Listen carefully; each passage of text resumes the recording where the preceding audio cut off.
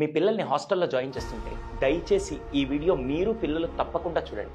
First one, హాస్టల్లో ఎందుకు join చేస్తారంటే మోస్ట్ ఇంపార్టెంట్ క్రైటీరియా ఏంటంటే ఒక డిసిప్లిన్ కోసం. మన ఇంట్లో ఉంటే మనందరికీ తెలుసు, వాడిని త్వరగా లేవమన్నా పాపని లేవమన్నా వాళ్ళు లేవరు. కానీ అక్కడ ఖచ్చితంగా లేవాలనే రూల్ ఉన్నప్పుడు దయచేసి వాళ్ళకే తెలియకుండా, అది 6 o'clock 5 o'clock వాళ్ళే తెలియకుండా ఒక రొటీన్లో అలారం అవసరం లేదు, వార్డెన్స్ లేపుతూ ఉండి కొన్ని రోజుల తర్వాత 5 o'clock వాళ్ళే నిద్ర లేవడం అనే ఒక రొటీన్ స్టార్ట్ అవుతూ ఉంటుంది. ఎప్పుడైతే రొటీన్ స్టార్ట్ అవుతుందో, మనం కూడా ఇప్పుడు రొటీన్కి టైంకి ఈ టైం నిద్రపోతాం, ఈ టైంకి లేస్తాను, ఒక రొటీన్ ఎలా ఉంటుందో అది వాళ్ళకి తెలియకుండా మెంటల్గా ఫిజికల్గా వాళ్ళని స్ట్రాంగ్ చేస్తుంది. ఇది ఫస్ట్ పాయింట్. సెకండ్, హాస్టల్కి పంపించేటప్పుడు పేరెంట్స్ అందరికీ తెలియని విషయం అంటే ఇంట్లో ఉంటే ఇద్దరే ఉంటారు, అమ్మ నాన్న లేకుంటే అక్క తమ్ముడు చెల్లె వీళ్ళే ఉంటారు, అవునా? అంతకంటే వేరే వాళ్ళు ఉండరు. ఇప్పుడు న్యూక్లియర్ ఫ్యామిలీస్లో రోజు వాళ్ళ ముఖాలను ఇంటికి రాగానే వీళ్ళే అని కనపడుతూ ఉండడం కంటే అదే హాస్టల్ లైఫ్ అనుకో, దెబ్బకి దాదాపు ఒక 40-50 మంది ఉంటారు.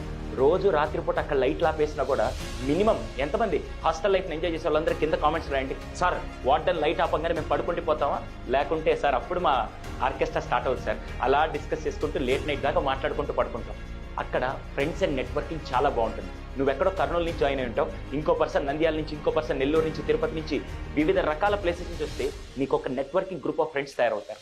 అది హాస్టల్లో ఉండే బెస్ట్ పాయింట్. థర్డ్ వన్, నిన్ను హాస్టల్కి పంపించి ఇక్కడ నువ్వు ఏది ప్రాపర్గా చేయగలుగుతున్నావు అంటే, ఇంట్లో ఉంటే ఇంటికి రాగానే చంద్రముఖి పిలిచినట్టు రారా టీవీ చూడరా మొబైల్ చూడరా అంటూ ఉంటే నీకే తెలియకుండా నువ్వు ఫోకస్ చేయాలన్నా చేయలేకపోతున్నావు. కానీ హాస్టల్లో it's a very good thing. మన దగ్గర ఆ మొబైల్ కెమెరా ఫోన్స్ ఇవన్నీ ఉండవు కాబట్టి, వీలైనంత వరకు వేరే ఆప్షన్ కూడా లేదు కాబట్టి చదువు మీద ఎక్కువ ధ్యాస పెడతారని చెప్పి చాలా వరకు హాస్టల్కి పంపిస్తారు.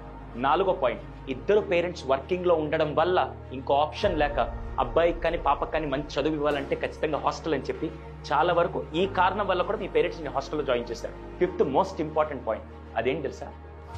నువ్వు రోజు తిట్టించుకుంటూ బతుకుతావా, లేకుంటే అప్పుడప్పుడు కింగ్లాగా బతుకుతావా?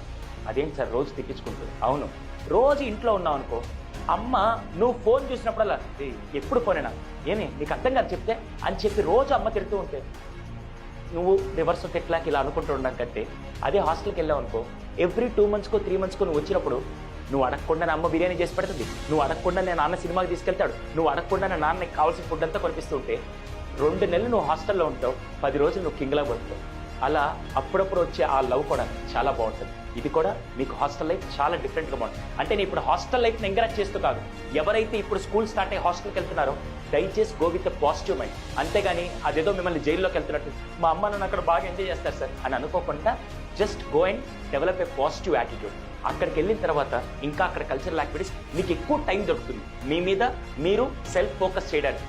అదే చాలా వరకు ట్రావెలింగ్ టైంలో పోవడం, ఇంటికి వచ్చాక టైం వేస్ట్ చేసుకునే పనులు అక్కడ అలాంటివన్నీ ఉండవు. కాబట్టి దయచేసి హాస్టల్లో జాయిన్ అయ్యే పిల్లలందరూ ఇవన్నీ మైండ్ సెట్ మైండ్లో పెట్టుకొని just give a best for your next academic year.